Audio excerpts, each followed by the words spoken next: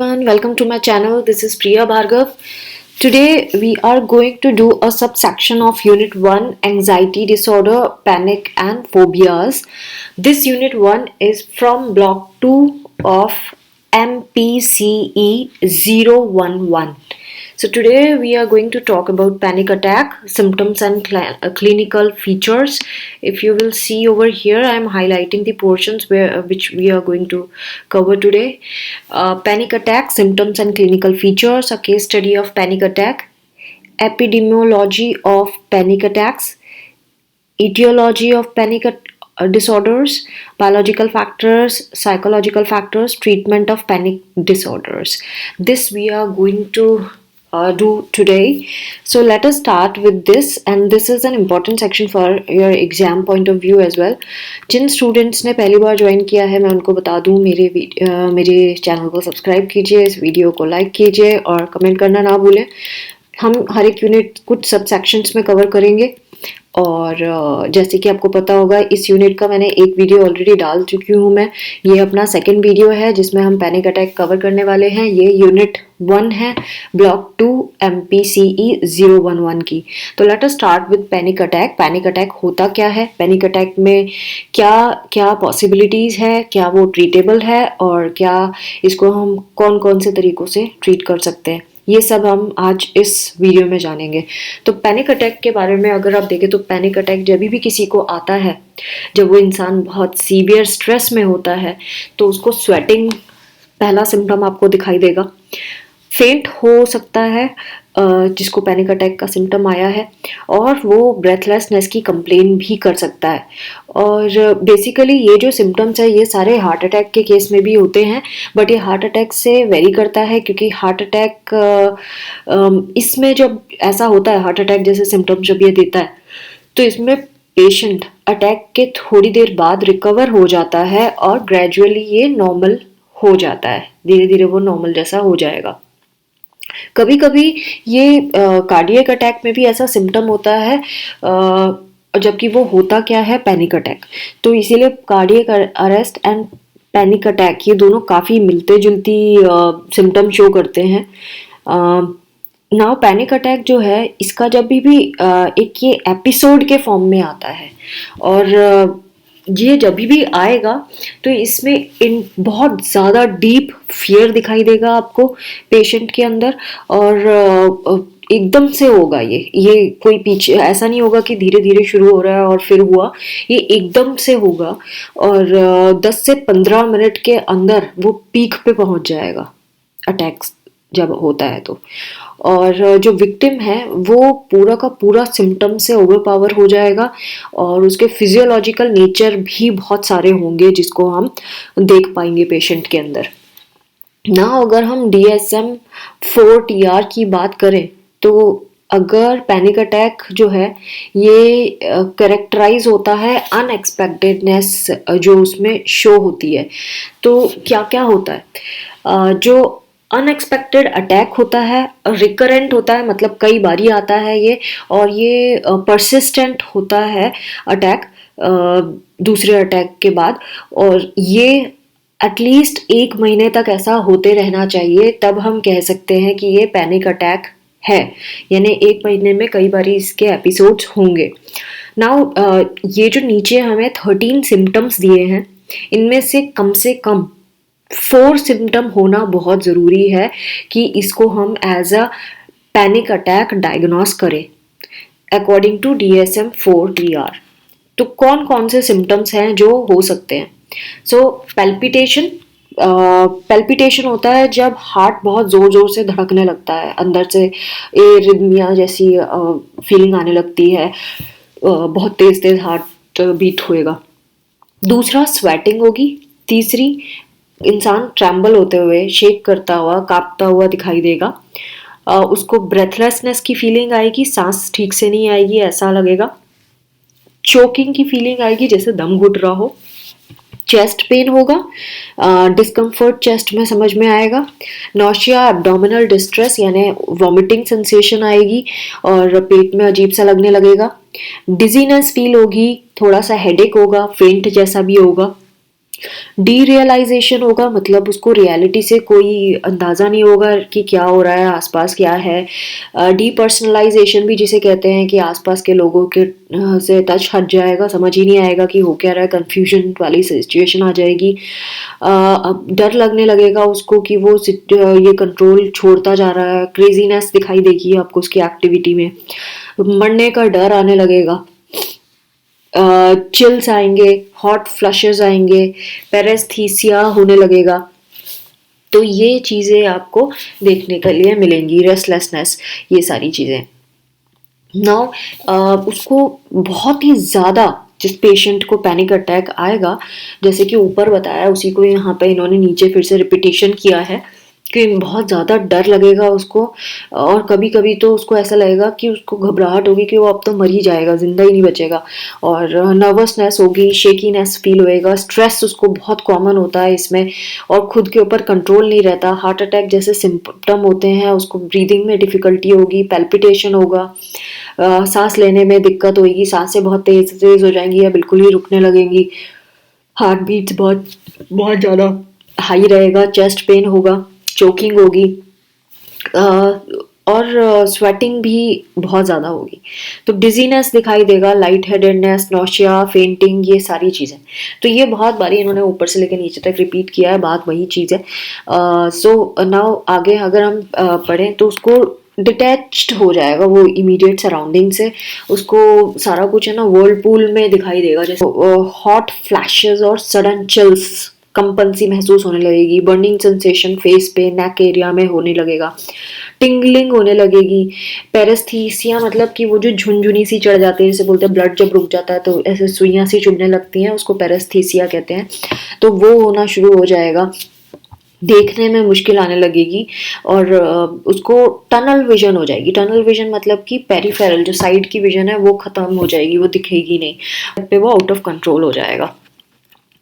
और जो रिएक्शंस इसके होंगे यूजुअली वो एसोसिएट होंगे सिंपैथेटिक नर्वस सिस्टम के एक्टिवेट होने की वजह से। सिंपैथेटिक नर्वस सिस्टम एक्टिवेट हो जाएगा। पैनिक अटैक वैसे देखा जाए तो ये डेंजरस नहीं होता, बट बहुत ज़्यादा डराने वाला सिचुएशन होता है।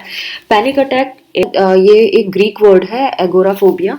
अगोरा मीन्स होता है पब्लिक प्लेस, और फोबिया मीन्स डर। जब किसी को पैनिक अटैक के साथ अगोराफोबिया भी होता है तो हम पैनिक अटैक विद अगोराफोबिया कहते हैं। पब्लिक क्राउडेड एरियाज हैं, जैसे कि शॉपिंग मॉल, या वो क्यू में खड़ा हुआ है टिकट की, या फिर टनल्स में जा रहा है, ट्रेन में जा रहा है, एयरक्राफ्ट में, जहाँ बहुत सारे लोग हैं, वहाँ उसको घबराहट शुरू हो जाती है, उसको पैनिक अटैक आना शुरू हो जाता है। नाउ आप इस डायग्राम में अगर देखें, जो डायग्राम जिस तरह से बनाया गया है कंप्यूटराइज्ड है, इसीलिए इस तरह का दिख रहा है। ब्रेन में क्या होता है, ब्रेन के पोर्शन की वजह से, ब्रेन अगर पैनिक अटैक आता है तो ब्रेन में इरिटेबिलिटी एंड डिजीनेस का सिग्नल होता है ब्रेन से। थ्रोट एरिया में देखें तो lump in throat and choking sensation आपको दिखाई देगी। चोकिंग सेंसेशन थ्रोट के एरिया में पता चलेगा। देन लंग्स में देखें तो ब्रेथलेसनेस होगी, मसल टेंशन हो जाएगी, स्वेटिंग होगी, हार्ट में पेल्पिटेशन होगा, हाई ब्लड प्रेशर हो जाएगा। अगेन इंटेस्टाइन में देखें तो नौशिया एंड डायरिया दोनों होने के चांसेस लगते हैं। पेरेस्थीसिया मतलब कि वही झुनझुनी जैसी चढ़ना, जिसको हम ब्लड रुकने की वजह से जो वाइब्रेट करता है, जो ब्लड तो प्रिकिंग की फीलिंग आती है, उसको पेरेस्थीसिया कहते हैं। केस स्टडी इन्होंने दिया है एक पैनिक अटैक की, कि एक लड़की है माया, जो यंग गर्ल है, यूनिवर्सिटी में पढ़ती है, मिडिल क्लास फैमिली की है, सब अर्बन प्लेस में रहती है, इंट्रोवर्ट है, कूल है, रैशनल है, और अपने एजुकेशन को पूरा करने के लिए डिटरमिन्ड है, और ये हमेशा अंडरग्राउंड मेट्रो रेल से ट्रैवल करती है। एक दिन वो वेट कर रही होती है ट्रेन का, उसको थोड़ा सा फिजिकल डिस्कम्फर्ट होता है, बट वो ट्रेन में फिर भी चढ़ जाती है, जो मॉडरेटली क्राउडेड ट्रेन है, और उसको सीट नहीं मिलती तो वो खड़ी रहती है काफ़ी देर तक लेडीज सीट के सामने। बट थोड़ी देर में उसको ऐसा लगता है, चोकिंग की फीलिंग आती है, नौशिया की फीलिंग आती है, वो स्वेट करने लगती है, बहुत ज़्यादा डिस्कम्फर्ट होता है उसको, बहुत ज़्यादा स्ट्रॉन्ग डिस्कम्फर्ट। और फिर वो वहाँ पे बैठी एक एल्डरली लेडी को हेल्प के लिए बोलती है, वो लेडी इमीडिएटली उसको सीट ऑफर कर देती है, और और उससे जानने की कोशिश करती है कि प्रॉब्लम क्या है। माया कांपना शुरू कर देती है और बहुत ज़ोर से रोने लगती है और कहती है कि मैं मरने वाली हूँ, मैं मर जाऊंगी। एंड देन सारे पैसेंजर्स वहाँ इकट्ठे हो जाते हैं, आते हैं आगे आते हैं, उसको पानी पीने के लिए देते हैं।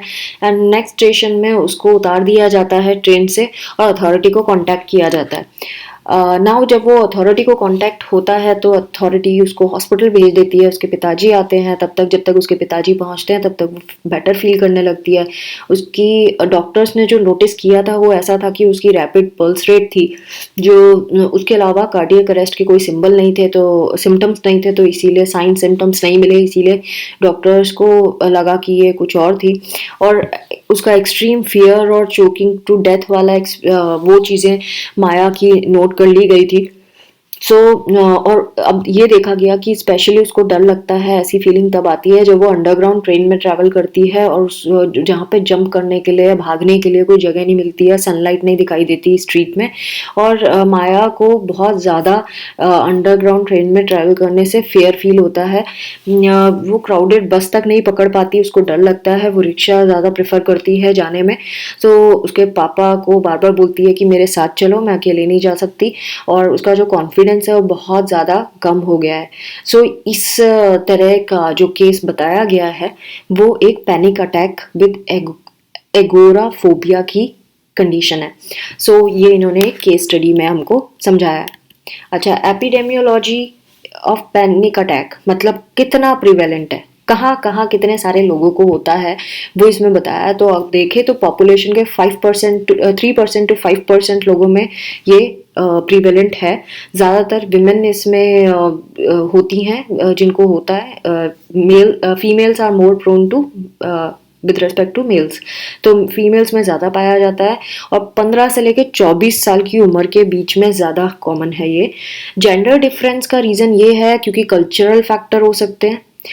हम ये मानते हैं कि जो मेन है वो ब्रेव हैं और फीमेल जो है वो थोड़ी सी कमज़ोर है। सो दैट इज़ वाई वो अनरियलिस्टिक फेयर जो होते हैं उनको टॉलरेट करने के लिए विमेन इतनी स्ट्रॉन्ग नहीं है। सो इसीलिए जो विमेन है वो जल्दी एक्सप्रेस कर देती हैं अपने फियर को एंड मैन नहीं कर पाते। तो ये बताया गया है। एटायोलॉजी देखें ऑफ पैनिक अटैक, वो क्या है, इसके बहुत सारे कारण हो सकते हैं कि क्यों हो सकते हैं, ये क्यों होता है। तो इसमें बायोलॉजिकल फैक्टर भी हैं, साइकोसोशल फैक्टर्स भी हैं।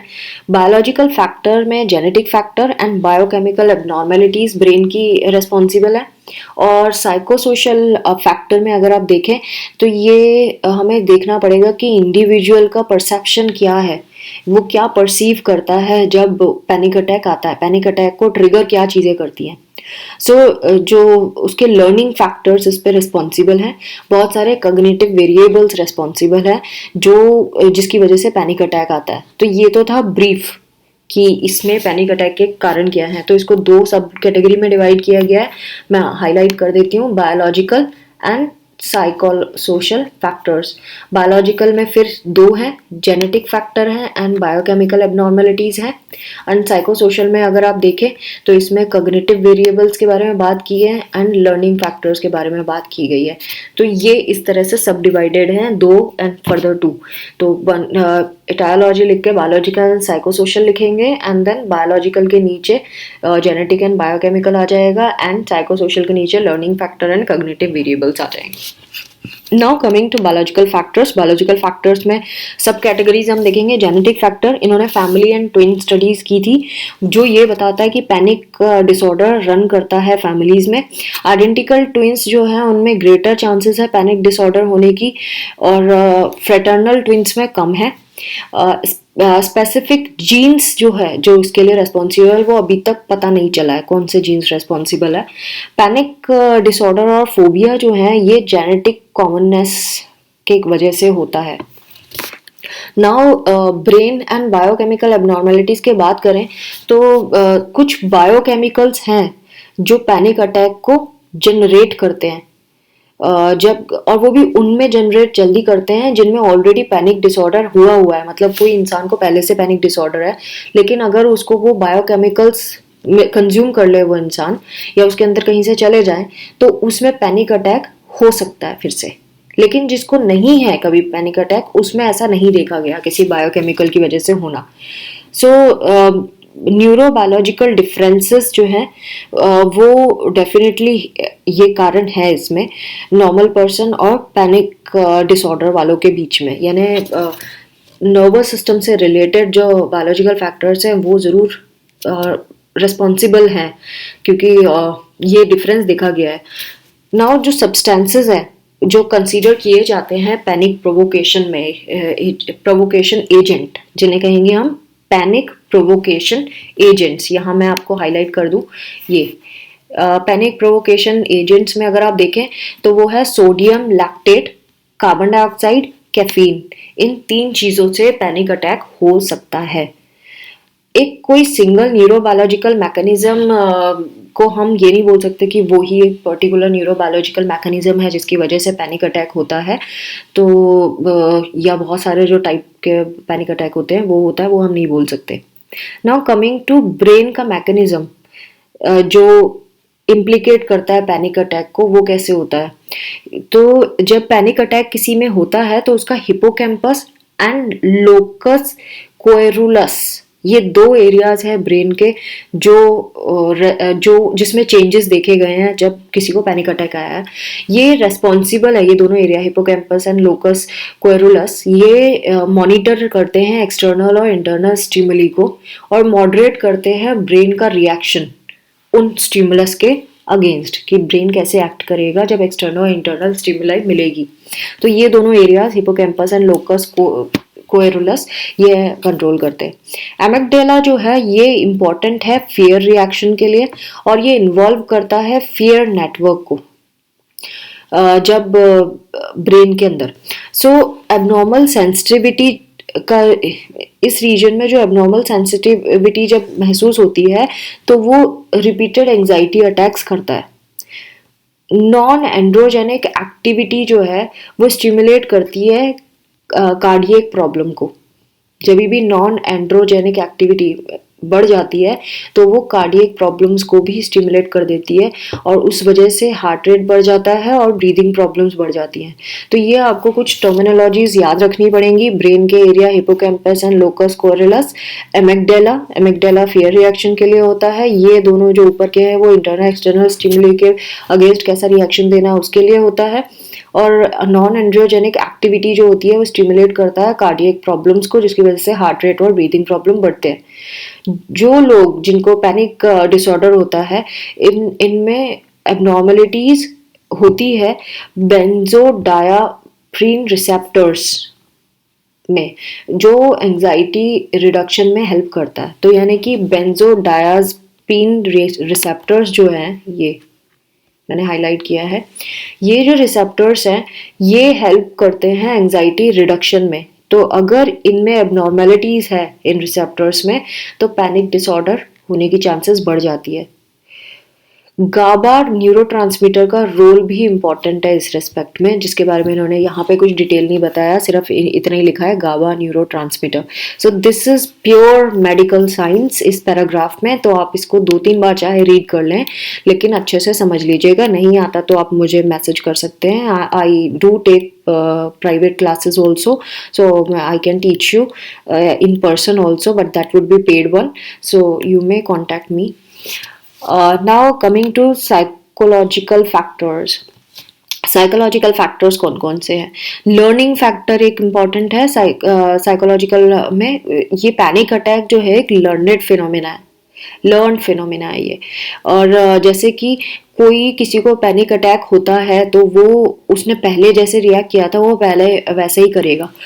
तो जैसे कि अब लर्नेड कैसे है इसको भी इन्होंने एक्सप्लेन किया है। जैसे माया का केस अगर आपको याद हो, अभी थोड़ी देर पहले हमने केस स्टडी में पढ़ा, जो माया थी उसको पैनिक अटैक आता था फर्स्ट टाइम तब आया था जब वो अंडरग्राउंड ट्रेन में गई थी। अब ये जो है ये स्टिमुलस का काम करेगा, यानी कि ये कंडीशनड स्टिमुलस है। ट्रेन जो है वो कंडीशनड स्टिमुलस हो गई है। तो अब अगर अगली बार माया क्राउडेड ट्रेन में जाती है तो चाहे वो कम भी भीड़ वाली हो तो भी इसको अटैक आ जाएगा, क्योंकि ये पहले से डरी हुई है। जब वो पहले से ही उसको पैनिक अटैक आ चुका है तो नेक्स्ट पैनिक अटैक आने की चांसेस बढ़ जाती है। और उस डर से कि भाई मुझे पैनिक अटैक ना आ जाए, क्योंकि पिछली बार अंडरग्राउंड ट्रेन में मुझे ऐसे ही हुआ था, तो वो उसके सबकॉन्शियस में बैठ चुका है। वो जो ट्रेन है वो एक कंडीशन स्टिमुलस बन चुका है। अब वो ट्रेन में जब भी जाएगी हमेशा डरती रहेगी, और वो जो डर है वो उस चीज को ट्रिगर कर देगा। तो इनिशियल लर्निंग जो थी उसकी वो रीइंफोर्स हो जाएगी और इसकी चांसेस को बढ़ा देगी। तो ये साइक्लिक पैटर्न चलता रहेगा। इस तरह का जो प्रोसेस है जिसमें पहले प्रीवियस एक्सपीरियंस को लेकर नया एक्सपीरियंस खुद से क्रिएट कर दिया जाता है, उसको बोलते हैं फियर ऑफ फियर। फियर का ही डर, डर का डर। जो इंटरनल स्टिमुलस है वो ट्रिगर का काम करती है पैनिक अटैक में, और हार्ट रेट इंक्रीज कर देती है। और हार्ट रेट जब बढ़ता है तो ऑटोमेटिकली पैनिक अटैक आने की चांस भी बढ़ जाती है, क्योंकि panic attack is associated with increased heart rate. तो वो डर जाएगी, जब वो ऐसा होगा तो उसको हार्ट रेट बढ़ने लगेगा, तो वो इतना पैनिक हो जाएगी, हाय फिर से पैनिक अटैक आने वाला है, और वाकई आ जाएगा। ये इस तरह से फियर ऑफ फियर का चीज होती है। इसको बोलते हैं लर्निंग फैक्टर। इसके अंदर ये चीज आपको एक्सप्लेन करनी पड़ेगी। एक रीजन ये भी हो सकता है पैनिक अटैक के स्टार्ट होने का, तो ओवर सेंसिटिविटी हो जाती है इंटरनल स्टिमुली की, और जिसके वजह से पैनिक डिसऑर्डर हो जाता है। नाउ नेक्स्ट है कॉग्निटिव फैक्टर्स, जो साइको सोशल रीजन में से एक है। कॉग्निटिव फैक्टर में क्या है, कॉग्निटिव अप्रोच में ये कहा जाता है कि पैनिक अटैक जो है वो इंटरप्रिटेशन, बॉडी की सेंसेशन के इंटरप्रिटेशन से होता है, और एक्सटर्नल क्यूज जो होते हैं वो और अटैक को बढ़ा देते हैं। मतलब दो चीजें बात की हैं, एक ये कि हमारी बॉडी में कुछ ऐसा हो रहा है जिसको सेंस करके इंसान पैनिक अटैक अपने आप ही क्रिएट कर देता है। दूसरा एक्सटर्नल क्यूज, आपको पता ही है, जिस सिचुएशन में उसको हुआ होता है वो सिचुएशन फिर से रिक्रिएट होती है, तो वो पर्सन वैसा करने लगता है। जैसे सपोज इन्होंने एक एग्जांपल दिया है, जब हार्ट रेस कर रहा होता है, रेस कर रहा होता है मतलब हार्ट रेट बढ़ गया होता है, तो ये एक सीरियस माल फंक्शनिंग हो सकती है कार्डियक सिस्टम की। हो सकता है कोई दवाई खा ली जिसकी वजह से हार्ट रेट बढ़ रहा है, लेकिन जिस पेशेंट को ये नहीं पता कि दवाई खाने से उसकी हार्ट रेट बढ़ रही है, उसको ये लगेगा कि भाई उसको पैनिक अटैक आने वाला है इसीलिए हार्ट रेट बढ़ रहा है। वो जो पर्सन है जो ये इस अवेयर नहीं है इस चीज के लिए कि ये इस वजह से हुआ है, उसका ऑटोमेटिक थॉट प्रोसेस एक्टिवेट हो जाएगा और वो नॉन कॉन्शियसली पैनिक अटैक में चेंज हो जाएगा।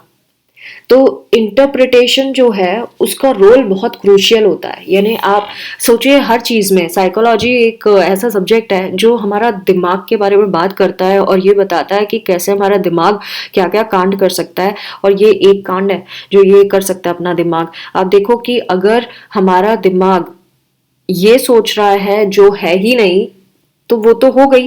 जैसे कि इसमें इन्होंने एक एक्सपेरिमेंट किया था जिसमें एक पेशेंट को दवाई दी गई जिससे हार्ट रेट बढ़ता है, लेकिन उसको नहीं पता था पेशेंट को क्यों दवाई की वजह से हार्ट रेट बढ़ता है, और उसको ये लगने लगा कि उसको पैनिक अटैक आ रहा है, और वाकई आ गया। ये जो हार्ट रेट जो इंक्रीज हुआ है पैनिक डिसऑर्डर में ड्रग की वजह से, ये अनअवेयरनेस की वजह से होता है। अगर सपोज पर्सन को पता होता कि ड्रग के पॉसिबल इफेक्ट्स हैं, कि ड्रग की वजह से, किसी दवाई की वजह से हार्ट रेट बढ़ता है, तो पैनिक अटैक नहीं आता। ये एक्सपेरिमेंट में भी उन्होंने चेक करके देखा है, और उस बहुत अगर आता भी तो बहुत माइल्ड होता, बहुत कम होता। इसी चीज को इन्होंने इस डायग्राम से बताया। आप देखिए, ट्रिगरिंग एक्सटर्नल इंटरनल स्टिमुलस, मतलब ऐसे अंदर के और बाहर के स्टिमुलस जो पैनिक अटैक को स्टार्ट करते हैं। जब ऐसे चीजें दिखती है, सपोज बाहर ही वो लड़की जैसे ट्रेन में दोबारा चढ़ती है, तो उसको ये एक्सटर्नल स्टिमुलस हुआ। हार्ट रेट का बढ़ना इंटरनल स्टिमुलस हुआ। ये दोनों चीजें अगर हो रही हैं तो वो कैसे परसीव कर रही है, दिमाग में क्या सिग्नल जा रहा है, खतरा है, खतरा है, खतरा है। नाउ क्या हुआ, ये एप्रीहेंशन ऑफ पैनिक अटैक, डर आने लगेगा। ओह पैनिक अटैक आएगा, पैनिक अटैक आएगा, बाप रे हार्ट रेट बढ़ रहा है, और ट्रेन में चढ़ गई हूँ, तो उसको डर लगने लगा। अब जब डर लगने लगा तो बॉडीली सेंसेशंस होने लगी, बॉडी में सेंसेशन शुरू हो गई, और ज्यादा सिम्टम्स आना शुरू हो गए, स्वेटिंग एंड ऑल। फिर catastrophising interpretation of the bodily sensation, और उसके बाद फिर से ये सोचना शुरू हो जाएगी बॉडी में सेंसेशंस, और को समझने लगेगी कि भाई यही आने वाला है, कार्डियक सॉरी, बाबा मेरे मुंह से वही निकल रहा है, कार्डियक, पैनिक अटैक आने वाला है, पैनिक अटैक, एंड देन वो थ्रेट की तरह परसीव होता जाएगा और ये साइकिल चलती जाएगी। नाउ ये बॉडीली सेंसेशन से भी हो सकता है और उसको परसीव करने से भी हो सकता है, दोनों तरीके से बताया। नीचे भी देखिए वही सेम चीज लिखी है, ट्रिगरिंग एक्सटर्नल एंट्री। मान लीजिए अब इस साइड से हम समझने की कोशिश करें, अगर हमें बाहर और ये इंटरनल एक्सटर्नल स्टिमुलस मिलते हैं और बॉडी में सेंसेशन होती है उस चीज की, तो अगेन वही सेम चीज होगी, इंटरप्रेट करेगी बॉडीली सेंसेशन को एंड देन वो उसको थ्रेट की तरह परसीव करेगा and then fear of fear हो जाएगा। तो ये ऐसे साइक्लिक फॉर्म में चलता रहेगा, चाहे आपने परसीव किया उस थ्रेट को या सच्ची में महसूस किया है, तो दोनों केसेस में होगा ये चीज। तो ये इसको बोलते हैं द विशियस पैनिक साइकिल। ये आप अच्छे से तैयार कर लेना डायग्राम, और जब पैनिक अटैक के बारे में पूछा जाए कौन से फैक्टर्स हैं, इसके लिए एक टर्म भी आया है, आपने देखा होगा अगर, aetiology of panic attack. Aetiology of panic attack, इसको आई से भी लिखते हैं इन्होंने, ए आई करके, ए ई करके लिखा है, ये ई टी आई ओ से होता है, ए से नहीं होते। तो एटायोलॉजी अगर पूछते हैं तो आप ये डायग्राम बना के आ सकते हैं पैनिक साइकिल का। तो पैनिक डिसऑर्डर पेशेंट जो होते हैं वो ये डेमोन्स्ट्रेट करते हैं कॉग्निटिव बायस एक्सपीरियंसेस और सिंबल्स का। ये कॉग्निटिव बायस मतलब कि वो बायस होना मतलब कि जेन्युइन ना होके ये चीजें खुद से मतलब फियर ऑफ फियर की वजह से ऐसा होने लगता है उनको, तो इसको इसीलिए कॉग्निटिव बायस कह रहे हैं, मतलब कि दैट इज नॉट रियल में हो रहा है पैनिक अटैक, ये बन गया है, अपने आप बना लिया गया है, because that patient has interpreted it in a wrong manner. तो दैट इज वाई इसको ये कॉग्निटिव बायस कहते हैं। तो इसके ऊपर कंट्रोवर्सी भी है कि ये जो बायसेस हैं ये जनरेट होते हैं रिपीटेड पैनिक अटैक की वजह से, और ऑलरेडी ये प्रेजेंट होते हैं फर्स्ट अटैक के टाइम पे भी, उससे पहले भी। सो ये दोनों चीजें इन्होंने बताई है। तो इसके ऊपर कंट्रोवर्सी थी कि ये जो बायसेस दिखाता है पेशेंट सिम्टम्स एंड एक्सपीरियंसेस के बारे में, ये एक अटैक होने के बाद होना शुरू होते हैं या पहले फर्स्ट अटैक से पहले भी ये चीज़ें थी, तो उसने बना लिया ऐसा कि भाई शॉर्टनेस ऑफ ब्रेथ हो सकता है उसको पैनिक अटैक जब डायग्नोस ना हुआ हो या हुआ ही ना हो, उससे पहले भी उसके शॉर्टनेस ऑफ ब्रेथ थी, वो पहले भी फेंट होती हो, लेकिन जब एक बार आ गया तो अब उसने ये बना लिया कि भाई नहीं, ये तो पैनिक अटैक होने वाला होता है तभी होता है। Now coming to treatment of panic disorders, इसके कैसे हम ट्रीट कैसे कर सकते हैं ऐसे पेशेंट्स को। तो पहला है फार्मेकोलॉजी। फार्मेकोलॉजी मतलब मेडिसिन से, साइकोथेरेपी मतलब हम साइकोलॉजिकली जो काउंसलिंग से ट्रीट करते हैं, और कॉम्बिनेशन ऑफ बोथ, हम दोनों तरीकों से भी ट्रीट कर सकते हैं।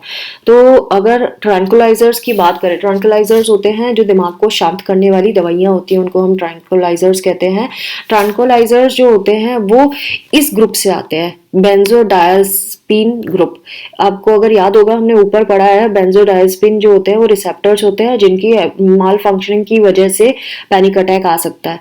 तो ये उस ग्रुप से ड्रग्स लिए जाते हैं। मेनली जो ड्रग्स इसमें यूज होते हैं वो है एल्प्राजोलम। एल्प्राजोलम अपने एल्प्रेक्स के नाम से आती है, ये मेडिसिन बहुत कॉमन है जो बहुत सारे लोग यूज करते हैं। तो एल्प्राजोलम एंड क्लोनाजेपम, ये दोनों ऐसी हैं जो एंजाइटी ट्रैंकुलाइजर्स हैं, मतलब इन्हें खा के नींद आती है और दिमाग शांत हो जाता है। ये पैनिक अटैक्स को हैंडल करने के लिए यूज होती हैं। इनके साइड इफेक्ट ये हैं कि ये एडिक्टिव होती है, इनसे हैबिट हो जाती है, एडिक्शन हो जाती है, बार बार खाने का मन करता है, इसके ऊपर डिपेंडेंसी हो जाती है।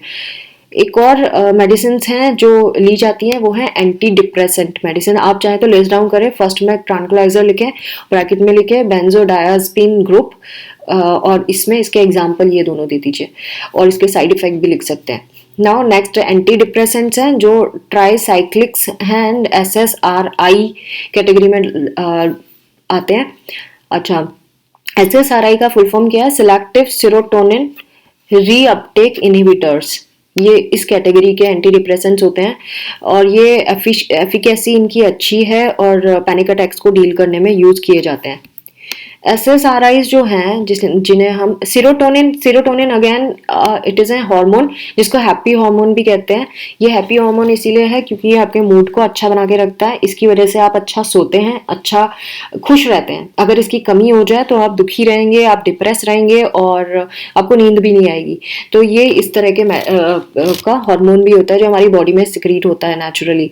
और अगर आपको नेचुरली सिक्रीट करना है तो बहुत ज़ोर ज़ोर से हफिए, लाफ्टर थेरेपी यूज़ करिए और एक्सरसाइज करिए, सनलाइट में बैठिए, तो ये आपकी सेरोटोनिन की सिक्रीशन स्टार्ट कर देंगे। नाउ ड्रग्स, जब हम ये ड्रग्स पर्टिकुलरली SSRI जो होते हैं इनका इमीडिएट यानी एंटी डिप्रेसेंट, इनका इमीडिएट कामिंग इफेक्ट नहीं होता। मतलब जैसे एल्प्राजोलम अगर आप देंगे तो इमीडिएटली उसका असर शुरू हो जाएगा, लेकिन इनका नहीं होता इतनी जल्दी, इनका टाइम लगता है। बेंजोडायप्रीन ग्रुप ऑफ ड्रग्स जो हैं ये एडिक्शन फ्री होते हैं। इनसे इस अच्छा, इन्होंने यहाँ पे देखिए बेंजोडायप्रीन ग्रुप का ही बोला है और यहाँ पे ये लोग कुछ और लिख रहे हैं। इन्हीं की तरह इनका है ना इमीडिएट कामिंग इफेक्ट नहीं होता इन ग्रुप्स, ये जो एल्प्राजोलम का हमने बताया था ना इमीडिएट होता है, तो इसका इमीडिएट SSRI का नहीं होता जैसे बेंजोडायस्प्रिन ग्रुप का होता है।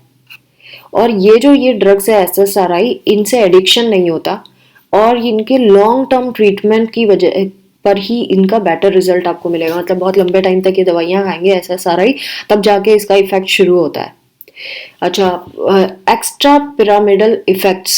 एक्स्ट्रा पिरामिडल इफेक्ट मतलब कि इसके अलावा इनका कौन कौन से इफेक्ट होते हैं, तो आप देखेंगे माउथ में ड्राइनेस दिखाई देगी पेशेंट के। ओकेशनल साइड इफेक्ट है, हमेशा नहीं, लेकिन दिखाई देती है। एक्चुअली ज़्यादातर एंटी डिप्रेसेंट्स में ड्राइनेस माउथ में दिखाई देती है और जो पेशेंट्स होते हैं ये बेटर टॉलरेट कर लेते हैं SSRIs को, यानी इसके साइड इफेक्ट ज़्यादा नहीं होते। नाउ कमिंग, ये तो था फार्माकोलॉजिकल ट्रीटमेंट। नाउ साइकोथेरेपी का क्या है? साइकोथेरेपी में अगर हम बात करें, okay it is here, psychotherapy की अगर हम बात करें तो ये पैनिक डिसऑर्डर को डील करने में बहुत यूज़फुल है। और अगर आप देखें तो यही सबसे बेस्ट तरीका होता है ट्रीट करने के लिए, जिसमें मेडिसिन के बिना हम ट्रीट करते हैं पेशेंट को। हम उसको रिलैक्सेशन टेक्निक सिखाते हैं और ब्रीदिंग एक्सरसाइजेस सिखाते हैं पेशेंट को सेल्फ मैनेजमेंट के लिए। और धीरे धीरे जब वो रिलैक्सिंग होती है मसल्स की, बॉडी की, तो वो आगे बढ़ के एक्सट्रीमिटीज तक हम लेके जाते हैं। धीरे धीरे एक्सट्रीम से शुरू, बॉडी के एक्सट्रीम से शुरू करके सर तक लेके आते हैं, लाइक फुट के एंड से शुरू करेंगे और हेड तक लेके आएंगे। इस तरह से हम करते हैं और ब्रीदिंग कंट्रोल करने में प्रैक्टिस करवाते हैं। और जब भी इनको ऐसे क्यूज मिलते हैं कि अब अटैक आने वाला है, तब उनको ये रिलैक्सेशन करना पड़ता है और अच्छे से वो कंट्रोल वे में सीख पाते हैं इसको। अगेन कॉग्निटिव टेक्निक भी है जिसको हम एम्प्लॉय कर सकते हैं। कॉग्निटिव टेक्निक में ये ऐसा है कि जो पेशेंट है वो आइडेंटिफाई करना सीखेगा कि ऐसा कौन सा एरेनियस ऑटोमेटिक थॉट, मैं हाईलाइट कर रही हूँ, एरेनियस ऑटोमेटिक थॉट। एरेनियस मतलब एरर, गलत, ऑटोमेटिक मतलब अपने आप, थॉट्स जो गलत वाले थॉट अपने आप आते हैं उनको देखना है, उनको रिव्यू करना है और रियलिटी से कितने ओरिएंटेड है वो उनको समझना है। सो कितना वो सच्चाई से जुड़े हुए थॉट है या फिर ऐसे ही हवा में है जिसके बारे में हम गलत सोच रहे हैं, तो वो हमें पकड़ने होंगे। पेशेंट को हम बोलेंगे अपनी लाइफ के सबसे वर्स्ट कंडीशन को आप इमेजिन करो अभी और जज करो कि क्या क्या हो सकता है रियल लाइफ में अगर ये चीज़ें होती है। ऐसा करके हम उनसे क्वेश्चन कर सकते हैं। तो वो जो पेशेंट है वो आइडेंटिफाई करेगा वो ट्रिगरिंग क्यूज, यानी कि वो वाली चीज़ें जो उसको पैनिक अटैक की तरफ लेके जाती है, और उस चीज़ को वो इमीडिएट फिजियोलॉजिकल रेस्पॉन्स से डिसोसिएट कर देगा, मतलब हटा देगा। डिसोसिएट करना मतलब हटा देगा। तो जब उसके जो थॉट्स हैं, जो उसको हिंट्स मिलती हैं बॉडी की, और पैनिक अटैक में क्या होता है, स्वेटिंग होती है, ये सब होता है, तो वो कैसे रिलेट कर रहा था, वो रिलेट कर रहा था अगर स्वेटिंग हो रही है, हार्ट रेट बढ़ रहा है तो मुझे पैनिक अटैक आएगा। तो ये थॉट उसका जनरेट हो गया है, जो एरेनियस ऑटोमेटिक थॉट है कि आएगा, अटैक आएगा। तो अगर वो ये सोचेगा कि उसको स्वेटिंग हो रही है लेकिन अटैक नहीं आएगा, आ ही नहीं सकता, ऐसा नहीं होता मुझे तो गर्मी लग रही है इसलिए स्वेटिंग हो रही है। अगर वो इस तरह से डिसोसिएट कर दे उन दोनों चीज़ों को, रीज़न आउट कर दे, तो वो ऑटोमेटिकली चीज़ें ठीक होने लगेगी। तो ये कॉग्निटिव टेक्निक जो होती है ये ज़्यादा हेल्पफुल मानी गई है मेडिसिन के कंपैरिजन में, जो लॉन्ग टर्म मेंटेनेंस में बहुत हेल्प करती है और पैनिक अटैक को क्योर करने में हेल्प करती है। क्योर करना दैट मीन्स कंप्लीटली गायब कर देना पेशेंट के अंदर से। सो इस तरह से हम पेशेंट को यानी कि counselling is much better than treating them with medicines. So this is how we treat panic attack patients. Friends, I hope my videos are useful to you, and if you find them useful, then do not forget to subscribe my channel, share these videos with rest of the students, and do comment below my videos, and do let me know how do you find my videos. आपको मेरे videos कैसे लगते हैं नीचे comment करके ज़रूर लिखिए, मुझे अच्छा लगेगा और मुझे पता चलेगा कहाँ आपको कमी महसूस हुई और मैं उसको बिल्कुल ठीक करने की कोशिश करूँगी। सब्सक्राइब करना बिल्कुल नहीं भूलिए और ज़रूर शेयर करिए मेरी videos. Thanks for watching. Take care. Bye bye.